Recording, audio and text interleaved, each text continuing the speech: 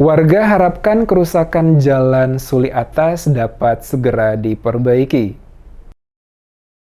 Rusaknya ruas jalan sepanjang kawasan Desa Suli Atas menuju lokasi warga pengungsi Tial dan Larike menjadi keluhan warga karena dibiarkan begitu lama dan hingga saat ini belum juga dilakukan perbaikan. Ibu Yulia Putinela, warga Desa Suli Atas, Kecamatan Salahutu, Kabupaten Maluku Tengah, saat diwawancarai mengatakan selaku warga Desa Suli sangat berharap pemerintah lewat dinas terkait dapat melakukan perbaikan jalan yang tingkat kerusakannya cukup membahayakan para pengendara. Ia menuturkan telah beberapa kali ada tim yang turun melakukan pengukuran dan pengambilan gambar, namun tidak ada tindak lanjut untuk dilakukan perbaikan ruas jalan yang telah mengalami kerusakan tersebut. Kerusakan jalan saat ini, kata Yulia Putinela, bukan saja menjadi keluhan diri sendiri, tapi menjadi keluhan seluruh warga Suli. Termasuk banyak juga para pengojek yang sering mengantar penumpang melewati jalan ini, tidak lagi mau melayani penumpang melewati jalan tersebut.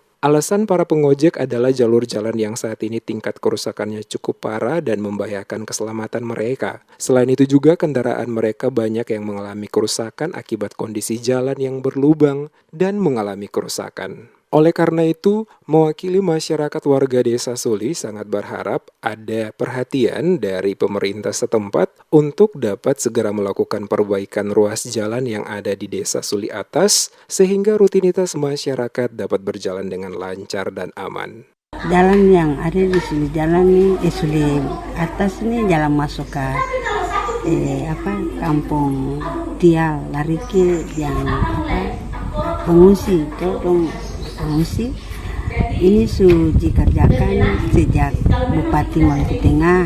Nah itu jadi Bupati kerjakan. Nah ini sampai Bupati turun akan sih ada realisasi katanya mau kerja jalan.